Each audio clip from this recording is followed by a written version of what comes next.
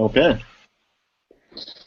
Hello, all, and welcome to a follow-up discussion based on our guest Peter Wolfendale's seminars at this year's PAF Summer at University, entitled "Get Assembled: Time, Intelligence, Acceleration." We at the New Center for Research and Practice, we were grateful for Amy Ireland and the other organizers at PAF for allowing us to collaborate, for this collaboration to happen, and allow us to stream and archive the 3 lectures that Peter Wolfendale gave, I believe, last week. And so first I would like to give a brief introduction to Peter. Peter is an independent philosopher living in the northeast of England. He considers himself a heretical Platonist, an unorthodox Kantian, a minimalist Hegelian, but is equally happy as being described as a rationalist. His work focuses mainly upon the intersection between the methodology of metaphysics and the structure of rationality, but also includes foundational topics in the philosophy of value, ethics, aesthetics, and social theory. And I think for those of you who have seen the lectures can see that all these topics have been touched upon and worked through a lot during these 3 lectures. The 3 lectures, they were titled in order. The first one was Freedom, Agency, and AGI. The second, Autonomy, Desire, and Capital. The third, Beauty, Justice, and Accelerationism. So I think one of the most fundamental and overarching fundamental principles that Peter has stated in his second lecture is that understanding is emancipatory. I think this is very important to keep in mind during the discussion. And so this is to understand the environment, is to increase one's capacity for action. And it's with this that we are brought into thinking about somewhat of a Spinoza's concept of the quantitative freedom. And with this, we have Peter's extension of thinking the discourse of freedom, both we extend it to its qualitative and quantitative functions. So first, I would like to just briefly summarize what Peter has shown to be the qualitative distinction. That he's focusing much of a lot of the third seminar and the first and second touch on this a lot. So it's very important that we recognize, or that Peter wants to recognize, this qualitative questions of freedom, and that they're not simply easy binaries. So it's not the simple question whether or not it is an agent or not. We have also to start to interrogate the functions or the forms that the sort of agency or rational agency will take on. And also, much in the Spinoza's tendency, we must look at whether they regard for better or worse, or for good or bad. So this is the key point he makes in the first lecture is that first we must distinguish between those that possess distinguishable rational capacities. So this is a very Kantian supplement that he goes on to say. So we know that there's an unease with Peter and Spinoza wholeheartedly taking on Spinoza's conception, and this is because what is good and what is the transposition between what is good and evil to the form of what is good and bad for this particular mode. We do not know from what perspective we will be taking. So we don't know how to select which perspective from which we are to judge. He doesn't give us. He gives us an indifferent nature from selecting this perspective. So we'll then supplement with Kant and follow him. And I believe that there's 2 fundamental supplements that Peter makes in this second and third lectures. One, that Kant brings something novel to the topic of freedom, and that is there's a distinguishing that you must distinguish between actions and mere happenings. And the second is that the way of thinking that Kant provides is that we must think of ourselves as if we were a kind of causal input in the chain of causes, and this is something he directly says in his lectures, that constitute the nature, in order to be able to engage in practical reasoning. practical reasoning is very important. I think that's a topic we'll be bringing up a lot today. And I just want to, I think I would conclude based on the second lecture that this kind of qualitative differentiation is very important for Peter when we start to think about collective agency. And this will come up a lot in the content in the final lecture. So when we're discussing concrete political issues and how state functions based on individual, what the difference between individual freedom and collective freedom is. And I will conclude with a brief summary of the third lecture, which kind of wraps up the other two and puts them in their place and puts them to use. It provides a fairly novel approach to the Kantian aesthetic judgment with the focus on beauty, and the focus on beauty as a value, and this is very important, versus what is right or wrong, the right or wrong distinctions. Because in a way, much like Negarestani will approach experimental reasoning to seeing the developing ways to see the world as it is. With beauty as a value, Peter presents that we might have an experimental reasoning or schemata or approach to developing ways to see the world as it should be. So with the idea of beauty, this would lead him to justice, which I think he was kind of cut short in his lecture, and I hope that we can kind of bring it back and maybe explain it more, because it did go very long with a lot of questions. But I will end there, and I want to pass it on to Peter to qualify any terms or anything about the lectures.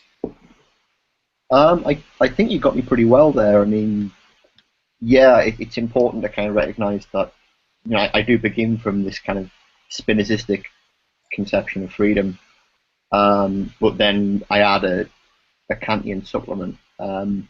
One thing I'd add is, I mean, so you're right that I take Kant to make sort of two different contributions specifically on the concept of freedom.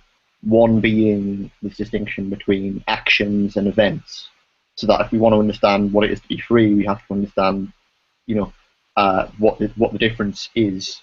And I take actions to be fundamentally things that can you can be held responsible for, and so what it is to be an agent in some sense is to be able to be held responsible for the things that one is, the kind of things one has caused.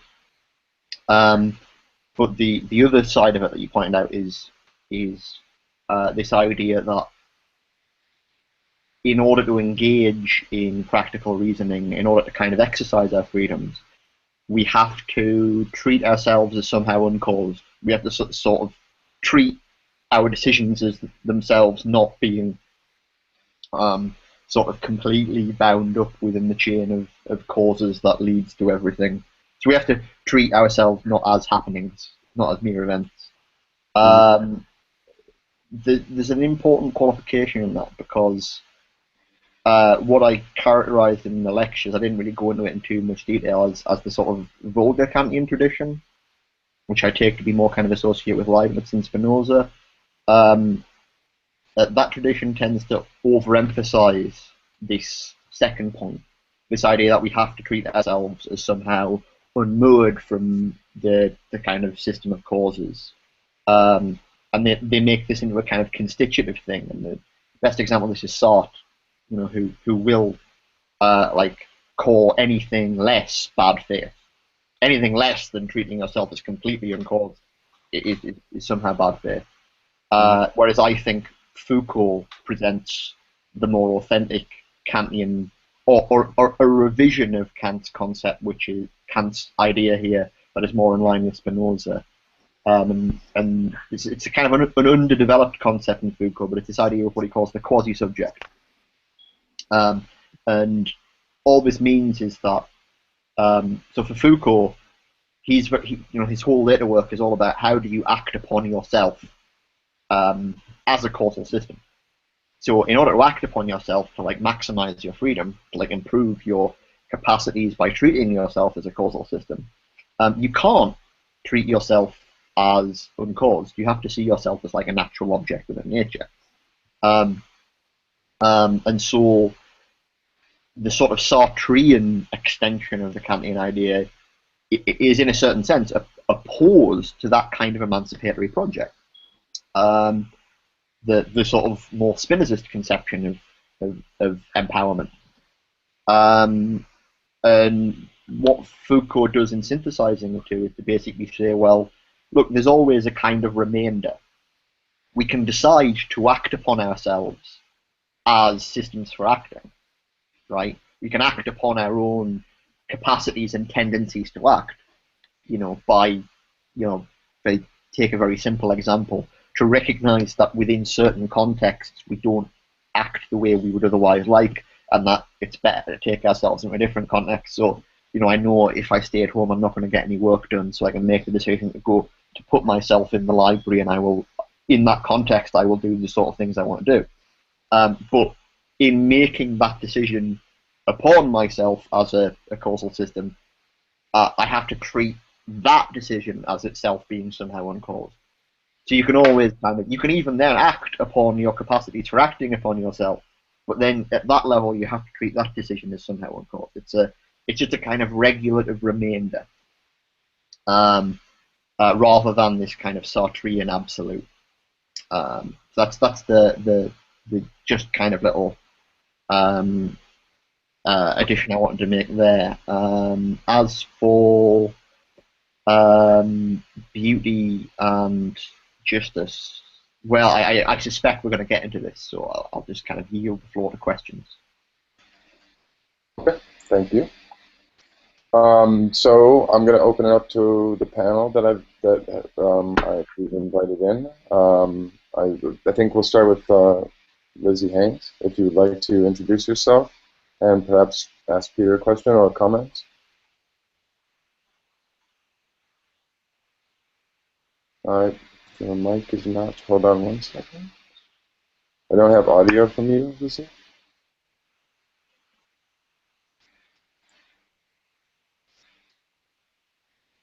Okay, 1 second, technical difficulty. Always happens. Lizzie, could you speak for a second? Let me see if the microphone is working. No. Hold on.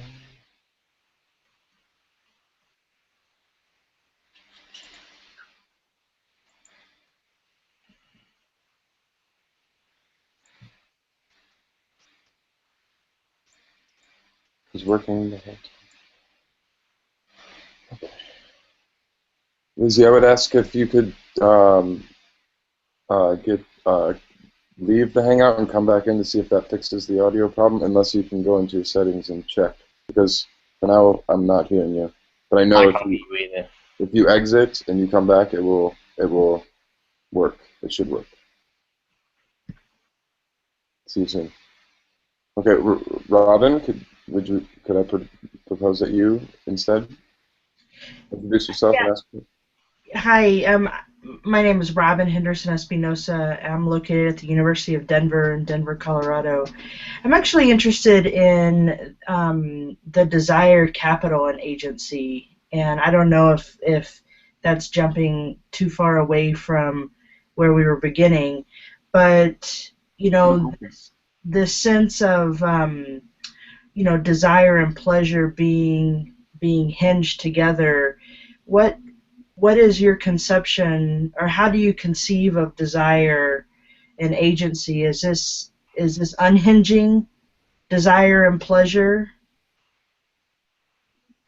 Well, I mean, one thing I've got to admit is I haven't quite yet got my own terminology straight. Okay. In part because, the three, figures I'm really interested in here are Kant, Deleuze, and Foucault. Right. And so Deleuze and Guattari and Anti-Oedipus try and develop this conception of desire, which is very much opposed to the sort of Kantian conception, which I actually would endorse. Mm-hmm. But on the other hand, Foucault kind of dislikes the concept of desire and dislikes the way in which Deleuze and Guattari reappropriate it, and prefers this idea of pleasure as the kind of like normative ideal. Right.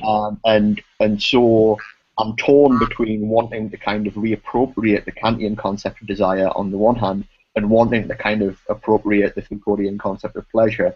So I'll say a bit more about how I want to do that, but I just, it's worth prefacing it by saying the terminology of my account might change because it's, there's some awkward etymology here. Basically the thing that I'm interested in Kant's account of desire for is that it's what you might want to call rational desire rather than sensuous desire. It's about, at its height, it's about project. It's about having certain kind of goals or aims, and satisfying those. And one of the things I pointed out in the lecture is that what's interesting about these is it's only at this point of the ability to kind of generally represent a goal that you get this kind of extension of desire beyond death, it's only at that point that you actually represent the thing in the world itself as what you're aiming at, rather than some kind of satiation of a drive. So I'm interested in this kind of contrast between the sort of sensuous desires and satiation that we have with drives and urges and rational desire, but not as a kind of absolute contrast, but in terms of how it is that we filter and convert our disparate drives and urges into desires and projects. How we kind of filter all this stuff and turn it into a kind of consistent overall plan of action. However, what's left out of that sort of that initial account is this this room for our rational projects and desires to change and be revived. And again, it's not that there are sort of two different kinds of revision you could think about. One is sort of a revision of one's plans on the basis of new information. Like the world turns out to be slightly different than what you think, and that means you have to go about getting what you want in a slightly different way. That's not really a revision of desire, it's just a revision of the scope of one's practical projects in terms of how one realizes desire. What I'm interested in is the deeper kind of revision of desire itself and how we understand that working, because, and this is where I start to become Foucauldian, is this idea that in fact our desires can slave us. Like Foucault, the reason Foucault dislikes the concept of desire and is more interested in the concept of pleasure is that, in fact, this is precisely what so many distributed systems of power within capitalism do, is they enslave us by our desires. Our desires are what actually constitute these flows of power through which we end up kind of trapping ourselves. And so Foucault is interested in, well, how do we recoup some kind of sense of practical autonomy that nevertheless, isn't kind of isn't like delibidinized. And this is where the concept of pleasure comes back in, and it's this idea that in the process, put it this way, right? It's not just that we can be in a position where we don't yet know what we want, right? We can be comport ourselves in such a way as to be aware of this, right? And to, in fact, aim at exploring what it is we want, rather than simply kind of thinking we know what we want and then finding out that it turns out things are slightly different, and just at every point treating this as some kind of something about the world rather than something about us. we can treat this as a genuine process of exploration, which is ultimately about self-exploration and self-construction through reworking and developing our desires and what we want, and basically a process of exploring and experimenting with motivation. Mm-hmm. And an interesting way of thinking about this, I think, just in terms of a practical example, is I don't know if you've ever, I suspect everyone has had this experience where you buy an album, or you download an album, I don't judge, right, because of a particular song on it that initially kind of it clicks with you, like you just get it, right? And you start out and that's your favorite song on the album, that's why you bought it, and then you go through a process of listening to it and discovering it, and in that process it turns out that there are other songs in the album that you think are actually much better and much more subtle and much more, actually much more worthy, right? This one, the value of this song is more than the song I initially bought the album for, right? That's a kind of microcosm of the exploration of desire. This kind of process whereby, in fact, we can refine and develop our preferences. And what's interesting is that this isn't just something we do individually; it's something we actually do collectively in an interesting and sort of distributed way. So this is a good way of thinking about, so during the lecture, the third lecture, someone asked me about sensus communis, and I said, oh, that's actually quite complicated. But in thinking about it afterwards, I found a much better way to describe it, which is this idea of there are lots of different overlapping sensus communities, right? And what these are is essentially like libidinal outsourcing. So, say, I only know a little bit about jazz. I know I kind of like it, and I know if I got deeper into it, I would probably like it a lot more, and I know my tastes would become refined, and there is a whole community of people out there, the jazz community, who are embedded within that genre, and who, through their kind of working together, have in fact done a lot of the work of developing those preferences and forms of taste that I can, if should I choose to, embed myself in. Right? That's a certain kind of social cognition, which is, but it's a kind of libidinal social cognition rather than a theoretical social cognition. And I think once you start appreciating the idea that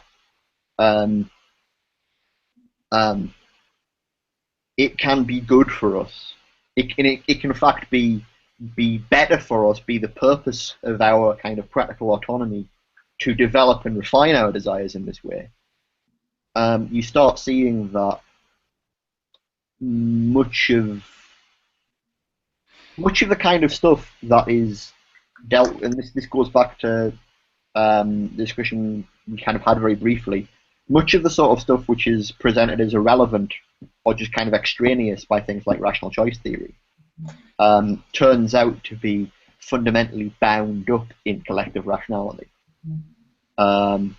Because collective rationality isn't just kind of this working out of how to enact prior and fixed libidinal preferences, but is actually the revision and development of those preferences itself. Is that? Yeah, thank you. That's great. Thank you. I appreciate that. Okay, thank you.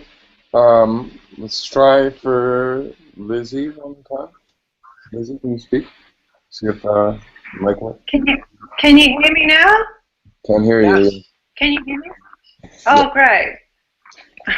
So Lizzie, hi, oh, go ahead. I'm Lizzie. Sorry, I'm Lizzie Hayes from Melbourne, and I had a question about the actual structure and construction and naming of your talks. It struck me today that both the naming of your talks and the structure of them contains several triads and a kind of symmetry of triads. I found this both significant and affecting, and you could say that I found a kind of beauty there, and it has aroused my curiosity. So I wondered whether you consciously conceived of the series in this way, or were inspired by anything in particular in constructing the talks. And also, do you think there's any relationship between the way you constructed this series and named it and your hopes and goals for doing it? Thanks. Great. That's an excellent question. And the first thing I want to say is I am a sucker for both symmetry and for triads, and so that is sort of deliberate. I just have a thing for that kind of structure, and so I don't know if I made so much of a conscious decision as just kind of like revealed my own aesthetic preferences and putting it together. I mean, one of the interesting things is that it's almost kind of like a philosophical trope that you write books with like it's like 3 philosophical concepts in random order. Like you can just generate hypothetical philosophy books as, you know, like space, time, and freedom, or beauty, justice, and desire. You know, that's a perfectly good philosophical book title. It's just for some reason it just is a kind of like natural attractor. But there is a certain kind of deeper thing to it as well, and I only realised this after kind of sending in the proposal for the talks. All I sent in was those 9 words. All I sent in was 3 lists of 3. What I realised afterwards was that I was kind of unconsciously repeating the structure of Kant's critiques. The first critique, the second critique, and the third critique. And this is even more interesting insofar as I go on a lot about Foucault as a Kantian. A lot of people disagree with my reading of Foucault, but I think Foucault is Kantian through and through. And perhaps the biggest reason for this is that if you read Foucault's essay, What is Enlightenment?, which is a response to Kant's essay, What is Enlightenment?, Foucault will actually describe the overall structure of his own project. And he describes it in terms of 3 periods: archaeology, genealogy, and ethics. So it's knowledge, power, and the self, right? And what's interesting for me is that I think that completely parallels Kant's 3 critiques. That's theoretical reason, practical reason, and then the kind of interface between the two. And the interface between the two for Foucault is aesthetics, but it's an aesthetics of the self. And here's the third thing. My lectures are in a certain sense the third in that series: Kant, Foucault, then my stuff of this attempt to kind of rewrite the 3 critiques again by building on top of Kant and Foucault, trying to sort of move what I think is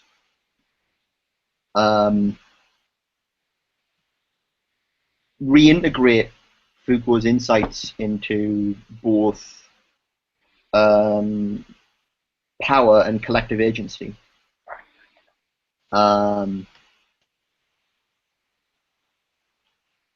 Back into a certain Kantian Hegelian framework, while at the same time taking what I think to be Foucault's important insights about individual agency and this idea of self-relation and self-construction, and the crucial sort of aesthetic dimension of that, and then try and actually take that and turn that into a collective project.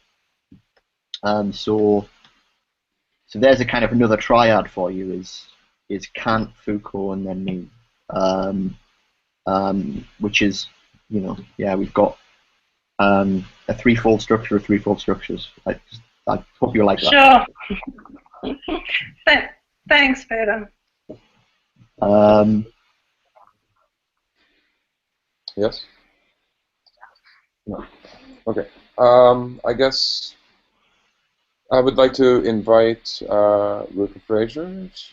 She was actually a participant at the events as well. I think it'd be great maybe if she has a comment or question, or if she just wants to participate in the discussion, that's okay as well. Hi, Luca. You need to mute. Unmute. Did I? Yes, you're good. Is that working? Okay. Mm-hmm. Great. Right. I don't really have a specific question or comment just yet. I only realized a moment ago that we were taking turns with prepared comments. So if you want, we can bring someone else in. I'll just defer for a bit. Yeah. Well, yeah, we can just go into I'll raise my hand when I have one. But if you want, I can continue. I can pose a question if you want. Okay, Jason. Yes. Okay. Okay. So my question is about the second lecture, in which you brought up Spinoza, and I found this lecture really interesting in relation to the concept of the conatus, and I think a lot of people do sort of read Spinoza's concept of the conatus primarily in individual terms, at least the people that I've interacted with. But obviously, you called attention to the collective dimension of the conatus, and it reminded me of this quote from Deleuze in his book Spinoza, Practical Philosophy, where he says, "quote, all power is inseparable from a capacity for being affected. Thus, an ability to be affected corresponds to a degree of power or conatus." And he goes on at the end here saying that that the effort to persevere to maximize the power of acting will succeed only to the extent that man strives to organize his encounters, that is, among other modes, to encounter those that agree with his nature and enter into composition with them, and to encounter them under the very aspects in which they agree and accord with him. And he says this is the effort of the city, and more profoundly that of reason. Reason leads man not only to increase his power of acting, which still belongs to the domain of passion, but to take formal possession of this power, not only to increase the power of acting, which still belongs to the domain of individual passion, but to take formal collective possession of this power. And in your lecture, you address the kind of collective dimension of Spinozan rationalism, if we can use such a term. And you said that while the concept of the conatus would seem to suggest self-interested egotism alone, that you thought that Spinoza has a quote, incredibly wonderful solution to it, but you think it doesn't really work. And you say that that it allows us, that Spinoza's approach to rationality or to the conatus allows us to see ourselves not only as being opposed to other selves, but also as potentially composing new collective selves. And you mentioned the example of the sit-in, and then you came to your critique where you say that. I think what I actually said was city. Okay. Was what? I think I actually said city. Oh, you said city. Oh, because I was thinking of Spinoza's own example. Oh, I thought you said the sit-in. I mean, I suppose the sit-in is another good example, but I just thought the city is. Okay. Sorry about that. Don't worry about it. But then in your critique of Spinoza, you say that you didn't think he really made the distinction between rational action and capacity, the distinction between the capacity to do things and the capacities that are needed in order to deploy capacities. So my question is, what is gained precisely by making a hard distinction? And I think you're right that Spinoza doesn't really make this distinction, but he kind of conjoins them.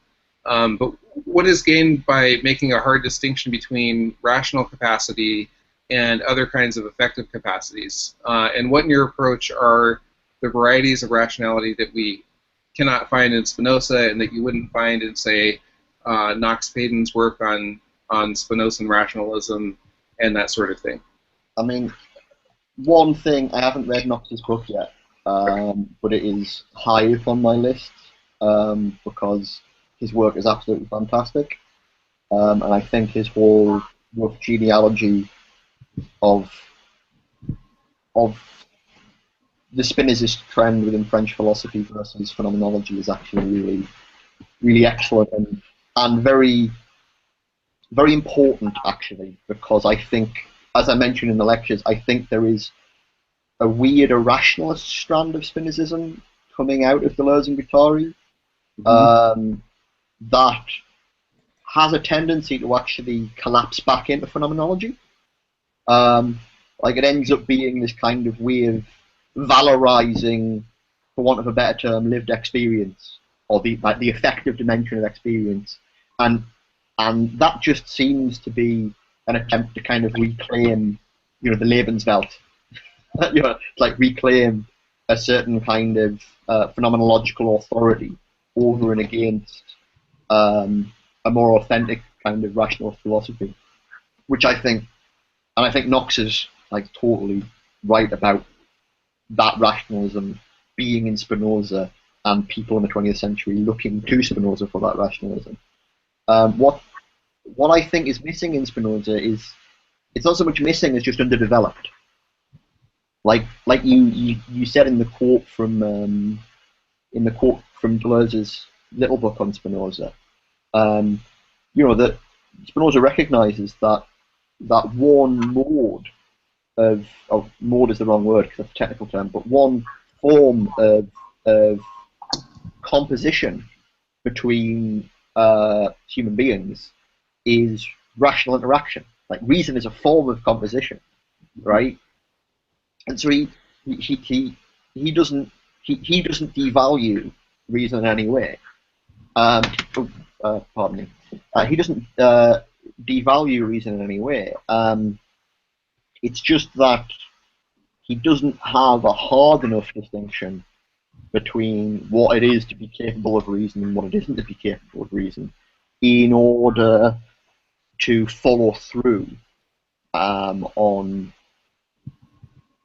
working out what that composition entails. And I think that's why you see this sort of backsliding into a more kind of a rationalist Spinozism.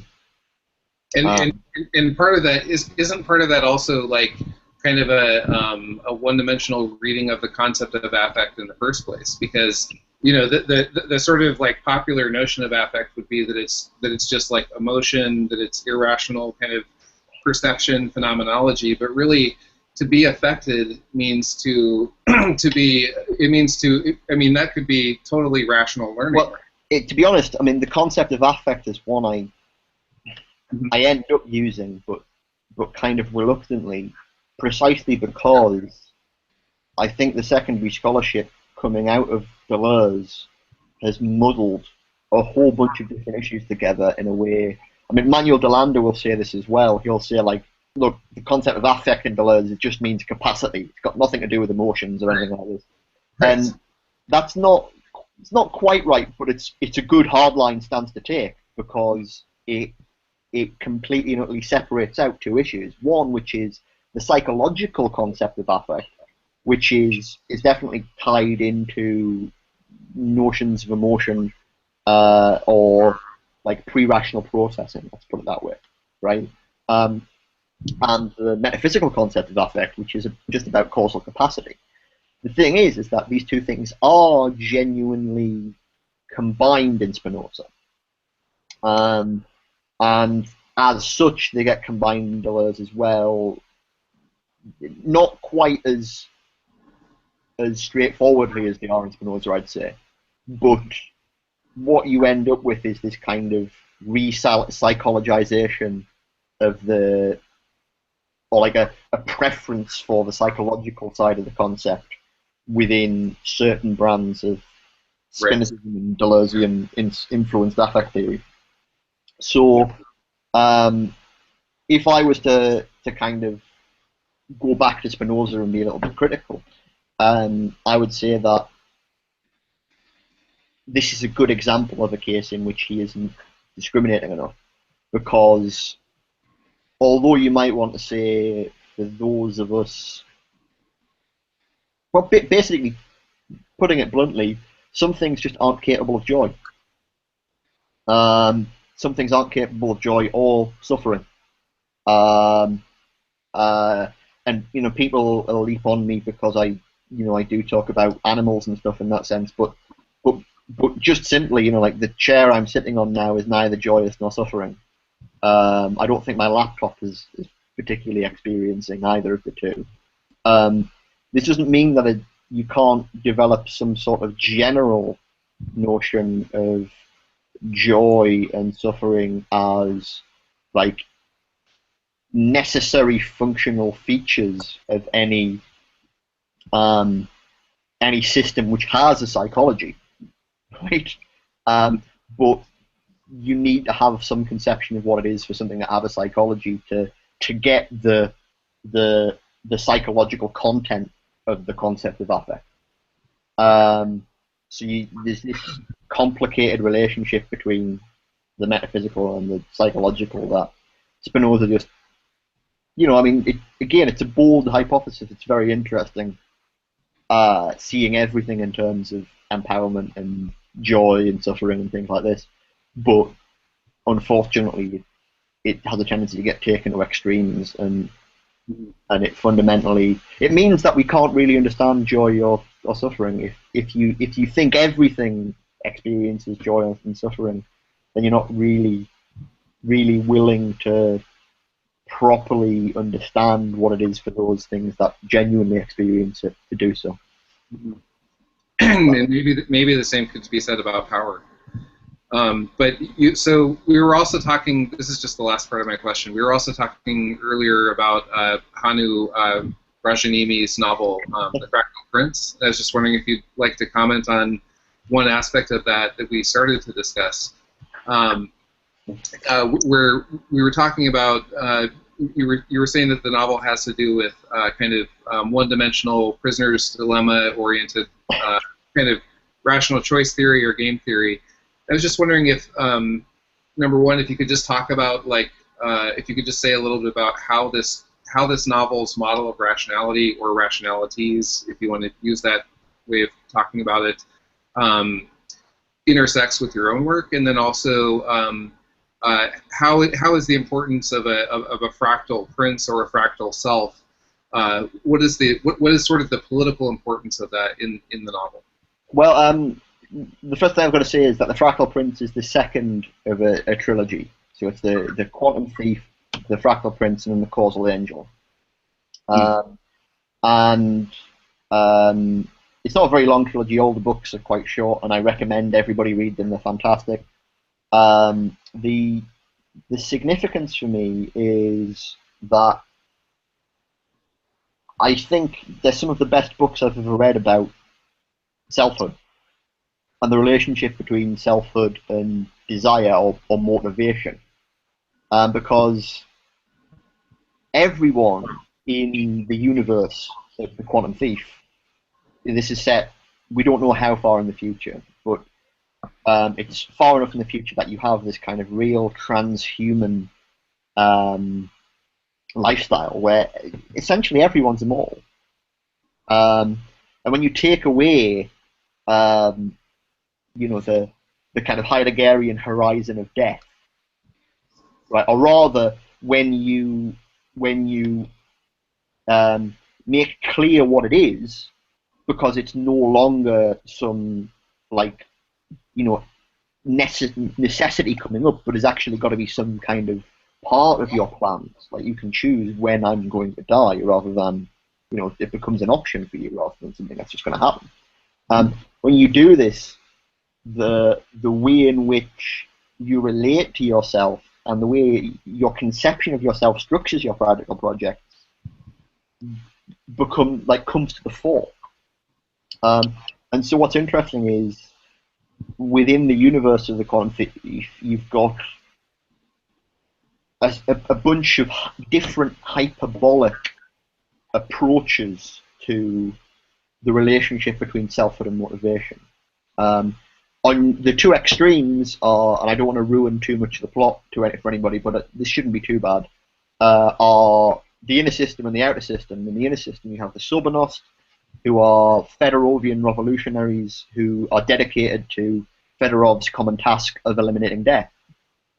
And here you have 7 individuals who essentially operate as billions of copies of themselves, with one single, like, original self as the meta self controlling the rest.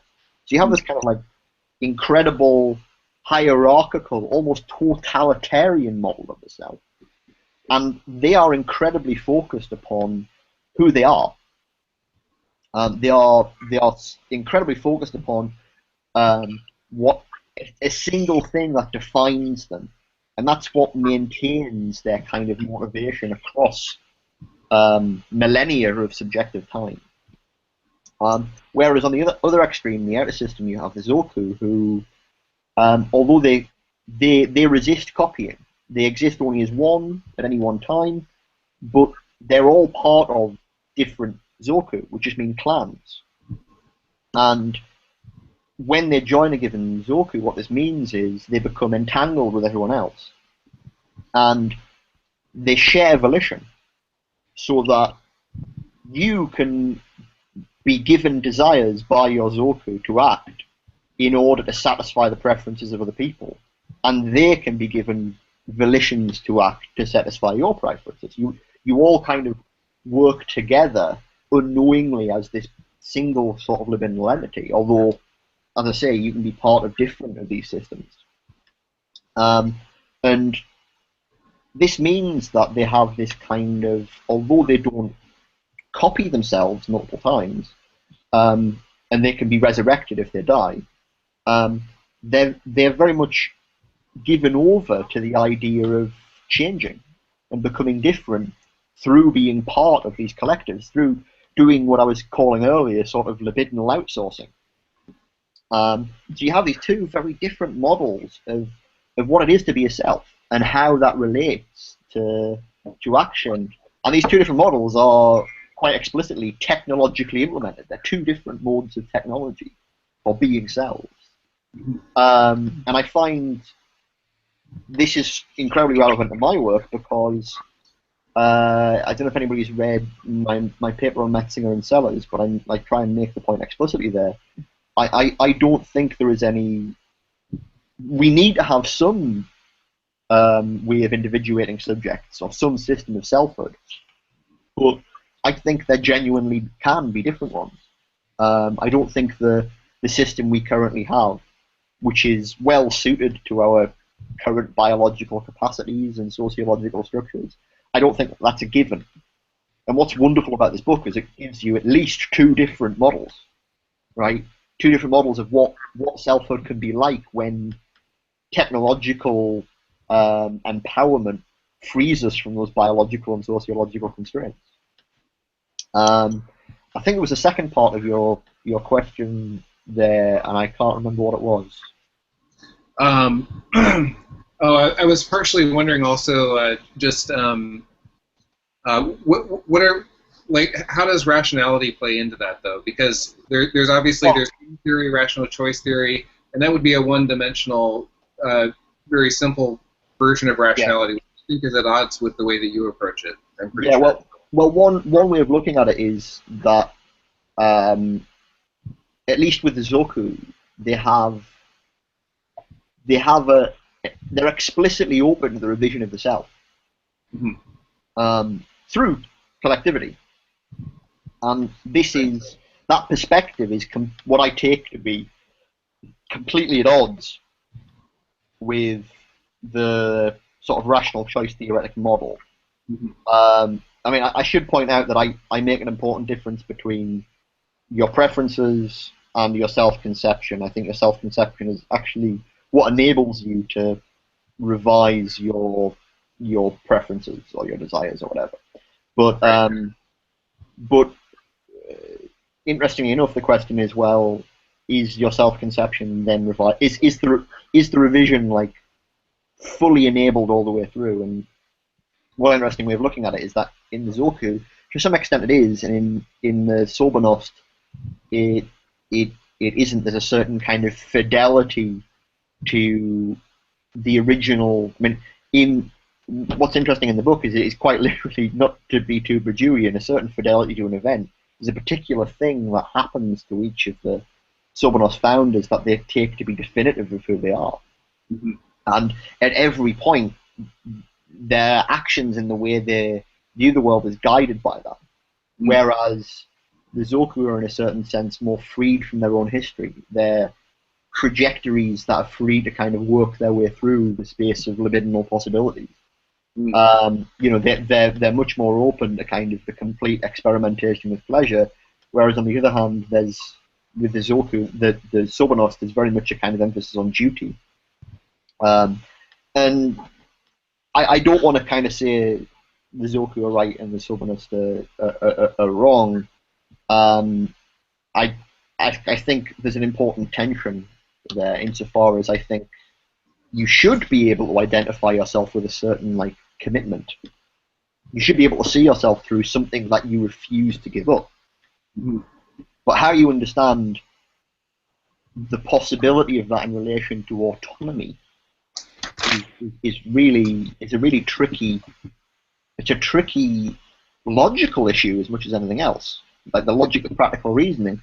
And rational choice theory as a take on the logic of practical reasoning just completely ignores that. Anything to do with the issue of autonomy is just presupposed. Right. Is that? Yeah, absolutely. That was great. Thank you. Thank you very much. Thank you, Jason. Would like to introduce Mohammed. Mohammed, you have a question? Hello, Peter. Hi, Mo. Thank you so much for the wonderful discussion.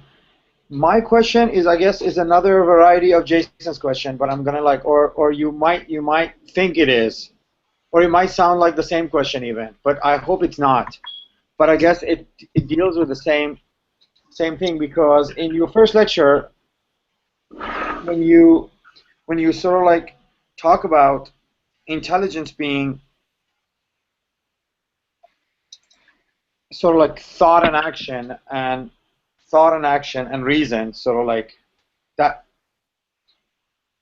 The question that pops in mind, just like what Jason was asking, is the place of senses and feeling and sentient in all this. Now, the reason I say that is I'm not looking for its proper philosophical space. But what I want to ask is, we know that the history of 20th century is the history of, for me, is a history of propaganda moving from the space of psychology to the space of phenomenology.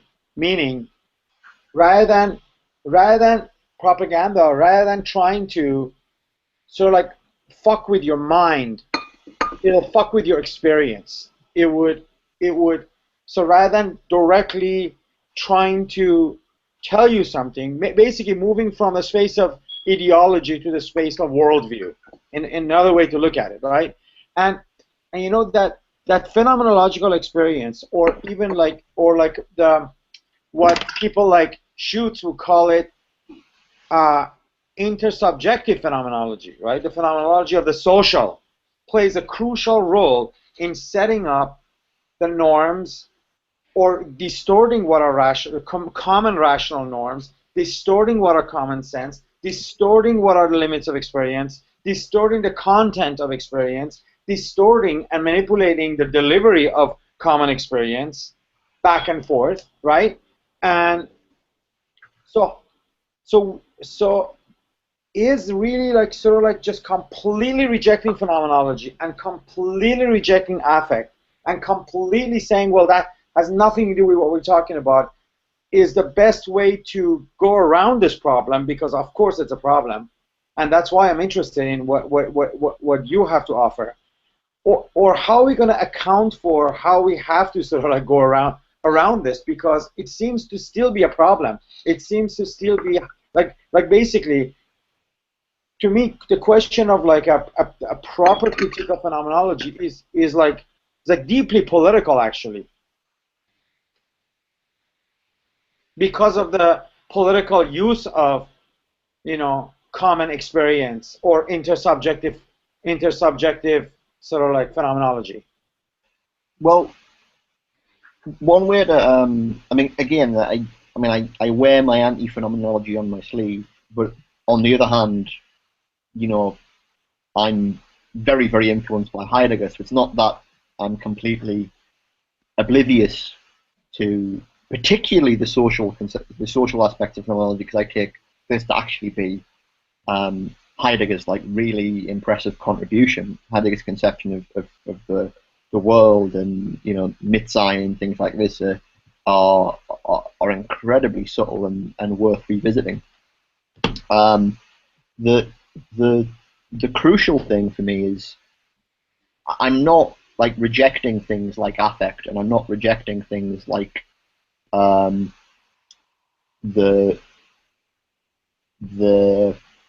sort of what you might want to call the space of social experience, as opposed to the space of social rational cognition, or discourse or whatever.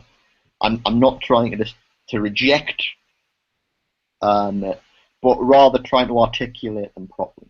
And this is the point that Ray Brassi always makes that I love, is that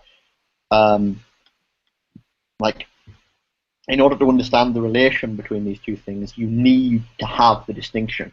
You need to make, like, some people think that, because you've distinguished between the two, therefore you're only interested in one. Really, you've somehow privileged this, and therefore what we need to do is get rid of the distinction. And I just think that's completely the wrong way of approaching problems. You have to make the distinction in order to understand the complex interrelation between the two things. And the way I try and understand this, both on the individual and the social level, is in terms of what I discussed in the first, and I think I just discussed it in all three lectures a little bit, this relationship between consciousness and self-consciousness. So the crucial thing for me is that, like, most of what you might want to call our cognitive systems, right, be it on an individual level or on a collective level, socio-cognitive systems, right, aren't driven by what I'd call rational capacities. They're not about inference. They're a series of really highly developed heuristics for solving practical problems. And this is both on an individual and like both the way I've grown up and been socialized as an individual, but also in terms of the way we as, say, and the example I gave in the lectures was a class. A class as a socio-cognitive system is capable of generating various different, like, social roles or ways of seeing and engaging with the world that it shares amongst its members. These things aren't, strictly speaking, rational because they're not really inferential. They're only rational in a kind of secondary sense, which is to say, they're conscious because there's the possibility of them becoming self-conscious. There's the possibility of these cognitive mechanisms being fed through what proper inferential systems. And the thing is that not everything can be processed in the inferential way, in part because it's nothing else, just way more resource intensive, right? It's like there's a good reason why most of what we do isn't that kind of rational cognitive processing. And in fact, this means that it's not just that, like, it would be nice if we could have rational cognitive processing independently of the pre-rational stuff, but actually the rational cognitive processing is entirely dependent upon the pre-rational stuff.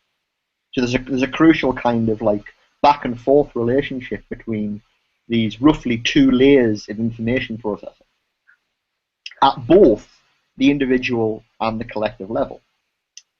And so, yeah, when I'm talking about affects or affective mechanisms from an individual perspective, what I think affects are kinds of pre-rational cognitive processing. So that, like, the example I gave, I think, in the lecture was, depression versus elation are different ways of organizing my existing motivations in relation to certain things about my environment, right? Fear, and affection and all these kinds of signals that incline me to behave in certain ways, right, they are solving problems. They are dealing with certain situations that are thrown up in my everyday life, and without them, I'd be stuck. I wouldn't be able to deal with the world, basically. But they aren't sufficient to understand. Like, they can go wrong, but the only way you can understand how they go wrong is by having some kind of norm derived from the idea of rational processing. You have to understand, like, what it would be to solve the problem ideally, in order to work out when a heuristic is going wrong in a given case. Now, that's just at the individual level of affect. At the social level, and this is what I'm kind of interested in coming out of Heidegger, is I just, as I say, I just prefer to get away from the methodological baggage of phenomenology. But I do think there is this kind of space of social cognition through which our individual experience of the world is, like, our individual cognitive systems are filtered. And I think that these socio-cognitive systems are incredibly complex and really, really worthwhile analyzing and understanding, if only because the people who want to manipulate them in order to get us to act in certain ways are already doing it, and doing it very well. So, this is what marketing is all about, right? Or, advertising, at least, is precisely about finding ways to hijack our cognitive heuristics in ways which undermine what rationally if we were to sit back and go, well, actually, what would be the way in which we'd want to act? We would. The point here, to add to what you're saying, is that phenomenology on a social level implicates rationality much more than on an individual level, because on an individual level you might sort of like shortcut the discussion, but once you're dealing with a social space of experience, discussion and rationality is inevitable. So then it becomes almost crucial to have mechanisms to distort or control that discussion in order to be able to, I don't know, sell something, whether it's a product or it's a war or it's whatever it is. So, basically, this is the thing: is what previously I've said before, somewhere on my blog. I used to say this a lot, but I think philosophers are what you might call rationality hackers. And I mean hacker in the sort of full-blooded white hat, black hat sense. But I think philosophers are white hat hackers. What we're interested in doing is understanding socio-cognitive systems, which means both, in a certain sense, the conceptual and non-conceptual element. So I think our preference is for the conceptual systems, right? And when we find vulnerabilities in these systems, patching them, making better concepts, at minimum.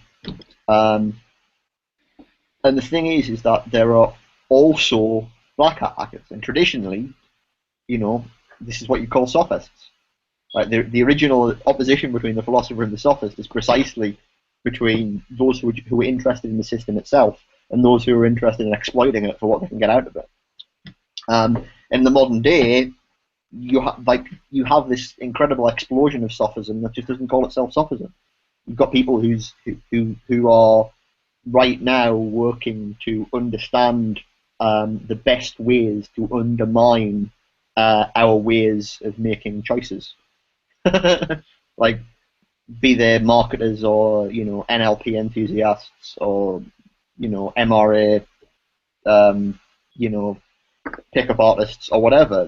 These are people who are explicitly interested in understanding how your cognitive heuristics work in order to undermine your rational will.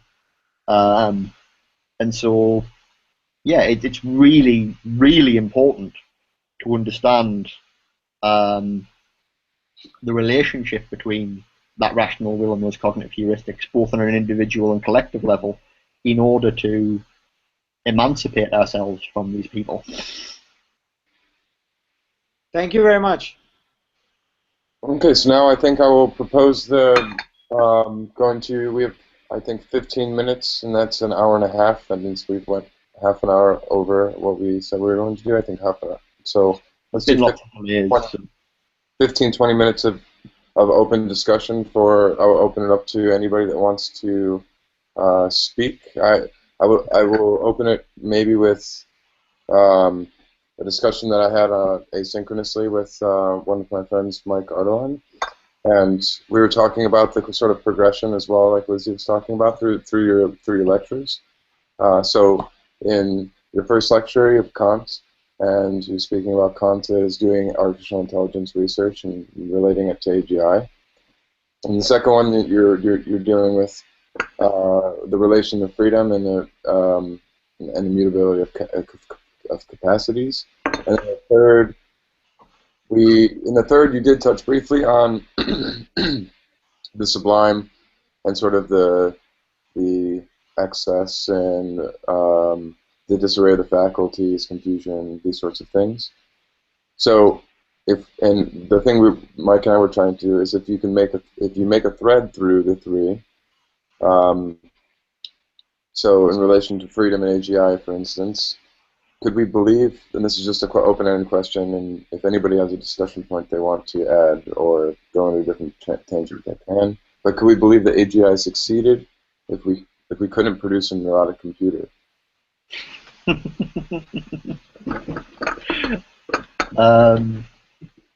anybody want to add anything to that? Before I weigh in?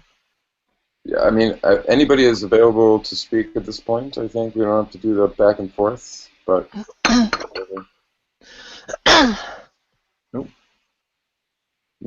Peter? You've muted yourself again, Luca. You want to say something? Maybe I'll chime in now.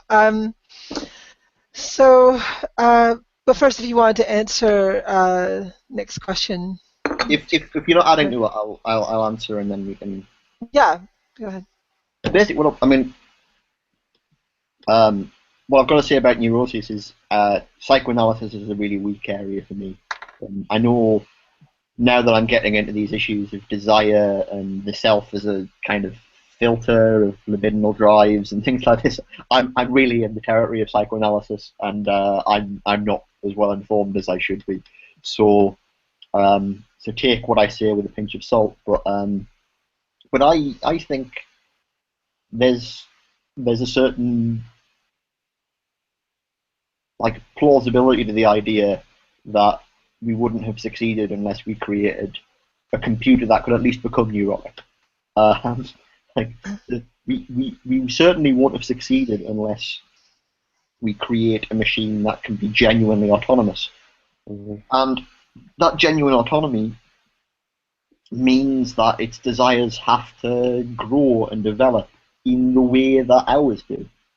You know, from the time that we are children to the time that we are adults, we develop a kind of complex array of libidinal investments and desires and self-conceptions and things like this. And psychoanalysis is nothing if the attempt to deal with that process and its inherent dangers. So if we didn't create a process that had those dangers, there'd be a certain sense in which we hadn't genuinely gotten to the point at which we created AGI. I think, does that make sense of the? Is Yes, that it a good does. answer? It does. I don't know if there was another part of the question that I didn't answer. No, I think it was more open-ended on how we might be able to think about, But I just would emphasize this. I really see the parallel between, like, the raising of children and the creation of artificial general intelligence. It's this issue of subjectivation, and what we have to create as machines that can go through processes of subjectivation. They might be unlike our processes of subjectivation, but if we want some kind of connection between us, they probably should have some relation. Luca? Right. Yeah, thanks, Pete. All right, so let's see. I suppose I was just sort of interested in this question of the mutability or plasticity of human of individual and social desires and practical reasoning. And I was thinking that one thing that came up that was interesting in a conversation between between Amy Ireland and Nick Land a little while ago was sort of this agreement that one of the real key points of bifurcation between left accelerationism and right accelerationism, and really between, I think, leftist and rightist politics in general, is this their judgment on either the plasticity of individual human desire on the one hand, of human nature is sort of this this always being a refuge of conservative politics, to say that any serious revision to society would conflict with human nature, right? Which would be to whether it's to be wealth whether it's to be pursuing wealth, whether it's to be insisting on individual freedom, whether it's like certain sexual preferences or gender roles or whatever. These are all sort of guarded under the name of human nature, and any attempt to sort of change this goes against it's just doomed to fail. And this has always been sort of a hard conservative line. And leftist politics typically have kind of gone against the rightists on this point. But then you also have sort of the more sophisticated right-wing arguments that where it's not simply just individual desire that's considered to be completely non-plastic. It's something like the social constraints on any possible desire. And there's no real anchor of this in any theory of what the individual psyche is like. And this is what Nick Land and his guys call Gnon or Moloch in this great essay by Scott Alexander, I think, up on his Slate Star Codex blog, where he tries to contest this. And so the idea here, rambling a bit here, but these are constraints that are sort of like prisoner's dilemmas type constraints on any possible orientation of practical reasoning. The most sort of well-known and obvious there is Marx's account of capitalist subjectivity, right? That it's not that capitalists all just are a certain way, that they're all fundamentally greedy or whatever. It's not this kind of myth of the greedy 1% or whatever. It's that in order to occupy this social position of being a capitalist, that you have to sort of adopt certain kind of cold, cutthroat, practical orientations, and you're free individually to not do that. But if you're not, you'll just be selected out of the mechanism entirely. I mean, competition will just sort of push you out of the way and put another more cutthroat capitalist in your place. And so you have these kind of impersonal social traps that constrain and select individual desire to the extent that individuals can occupy these social roles. And of course, the simplest of which, I guess, is just the prisoner's dilemma, right? Where, I might not be the kind of person who wants to just to rat out my my comrades, my comrade might not be that person either, but once you're sort of like placed into the situation, this sort of trap just kind of it selects out the subjects that would do this, that would collude. So I guess I see. I think this was building up to some sort of question. Okay, so you've got these two sort of levels of like the nature of desire, right? With the human nature, sort of these impersonal kind of like game theoretic traps.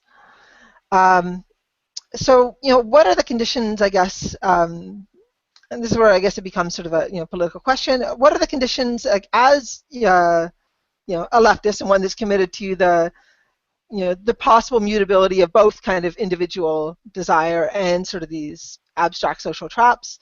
What are the conditions under which these on the one hand the individual revision of desire is possible, and on the other hand, how do we go about sort of bootstrapping ourselves out of some of these traps, like the yeah, that's not a very well phrased question, probably far too general, but I thought that was all really good. Just to kind of like comment a bit on it and then try and answer the question. The first thing is that the crude right that you initially started with always has this kind of hybrid normative natural. Their notion of nature is always this kind of like implicitly normative thing, where really it's all about natural law. It's like, well, we can't do this because that would go against nature. And then you go, but look, we can. We've done it. We've gone against nature. Then you go, well, but really you shouldn't go against nature. Yeah. Is what it comes down to, right? In some sense. The more subtle rightists that you are talking about are, well, they always present themselves as pessimists. It's always this kind of like, look, I might love to live under communism. I just think it's impossible. I just think it's never, right. Just, constitutively, it just can't happen. And then what you get is these two different layers of constraint. One is much more kind of meaty in the sense that it's actually about biology and environment and actual kind of contingent factors, right? And this is what's kind of in part been somewhat interesting about the shift in Land's position, insofar as you've gone from this kind of like rabid critique of the human security system as this kind of socially imposed mechanism to this kind of weird retreat into, well, actually it turns out the human security system is kind of biologically encoded in a certain way. Right. And you go, oh, wait a minute, I'm not really into, that all of that stuff is really, really dodgy. It's just, it smacks of rationalization. Mm-hmm. So, obviously we're on the same ground of kind of just finding any appeals to biological necessity very, very dodgy. The second level, the more abstract level of constraint, is what you're talking about in terms of decision theoretic issues, where they just go, look, right, the abstract logic of social structures is such that look, this is just the way things are going to play out. Mm-hmm. Things that will just like, once you're in a prisoner's dilemma situation, that, look, the rational solution is just this. And so that's just, and everybody else is going to know that, so you've just got to act that way. I think that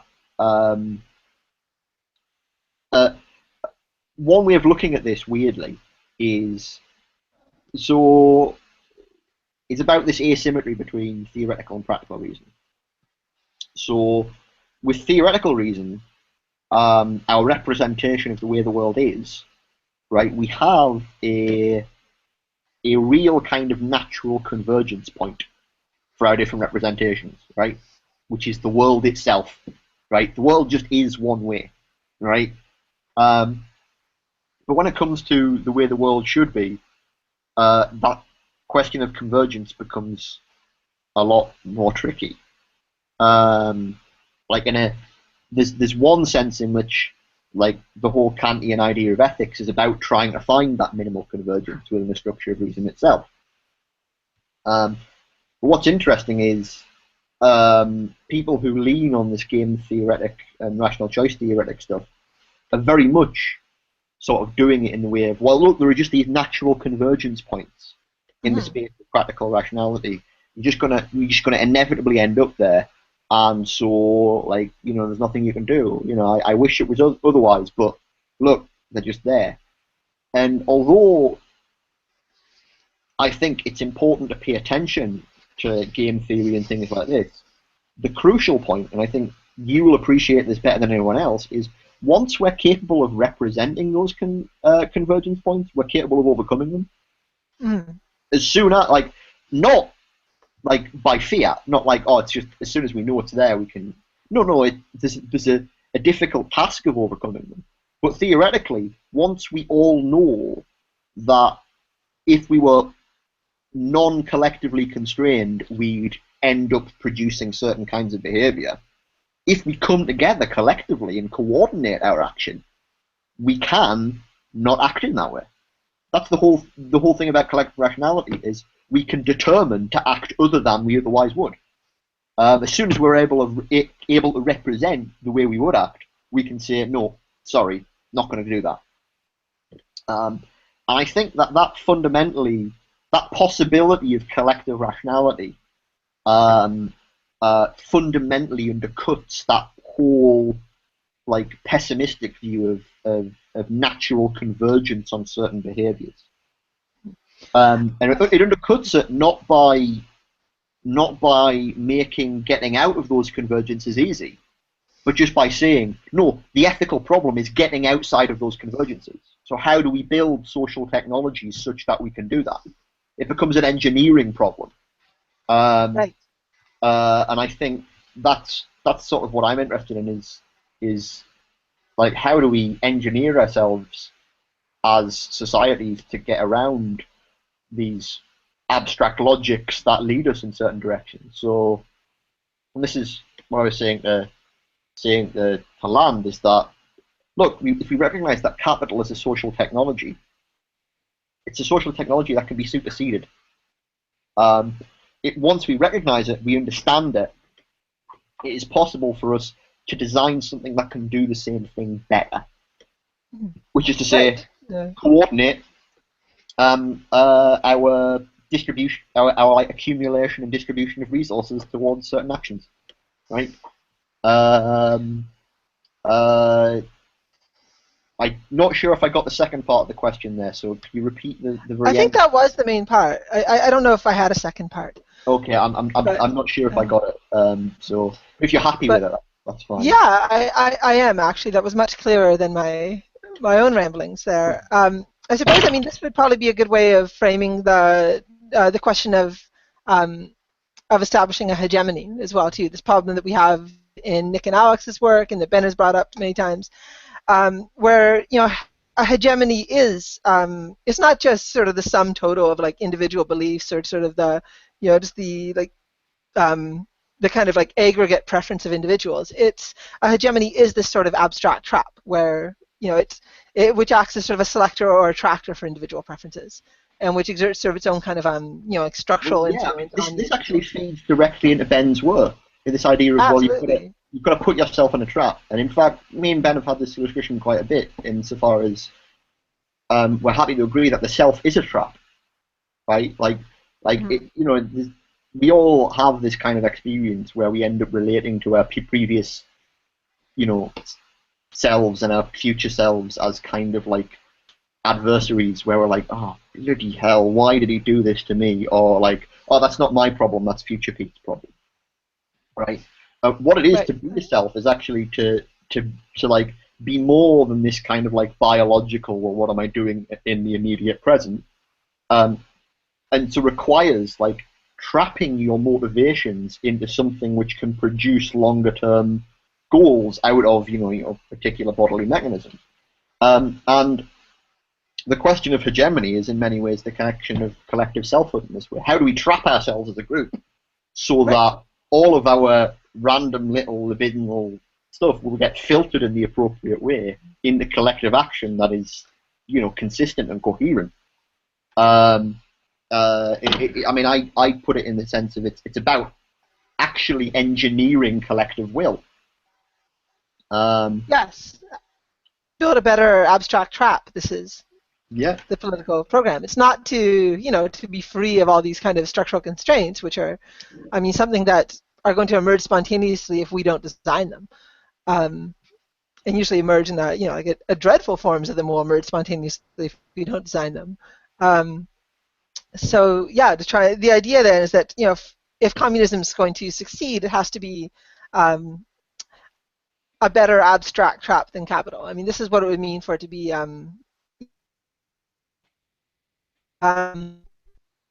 something that doesn't have to be sort of be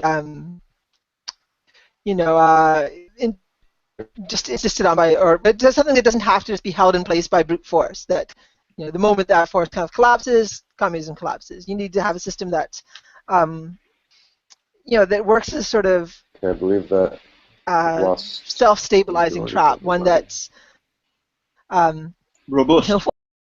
Convergences within the decision space are just necessary, which means they're not actually looking at the whole possibility space. We're looking at the whole possibility space and going, yeah, okay, things tend in this way. How do we design structures outside of it? We treat that possibility space as a design space. And they're just not interested. Like when they say, oh, I'm just being realistic, what they're saying is, I'm being unimaginative. Right. I'm refusing to be imaginative. And, there's nothing worse than the refusal of imagination. Okay, there are worse things, but it's pretty bad. Right, do we have anything else? I think no. I mean, I'm glad, Luca, that you were able to get your question and speak for a bit. I really appreciate those two questions, actually. I think we could go for much longer, of course, because there's the issue with asymmetry and the break in symmetry that we can bring up, and there's the issues with justice, and then also in the second lecture, there's at the end there was sort of a tendency of a discussion between the left and right accelerationists. There's all these questions that I would have liked to ask, but I think we touched upon a lot of them, and I'd hope we can continue to have this conversation in other realms and blogs and threads and these sorts of things. So I would like to sort of give a wrap up and allow any final comments from either of you before I give before I stop the broadcast. Yeah, go ahead. Nope, you're good. Okay, so I would like to thank your special guest Peter Wolfendale for coming on and being so very grateful gracious to just answer any questions that came at him without any preparation. I think he did a good job. Thank you very much. Thank you to Lizzie Hayes and Robin Espinosa, who came on and asked questions in the beginning. Of course, to Luca Frazier, who was the only other participating member of PAF other than my friend Mike, who asked a question through me. And to my two partners, to Jason and Jason Adams and Mohammed Salemi, who also are here. And on behalf of the New Center, I would like to thank all of you for participating and coming on. This will be archived so anybody can watch it and we can continue commenting. And in the near future, in September and October and November, we'll be offering courses in which we will have Peter and Luca teaching their own courses. And so we can have this discussion more and more, I hope, in the next few months and further discussions. So thank you all. I appreciate you coming. And I will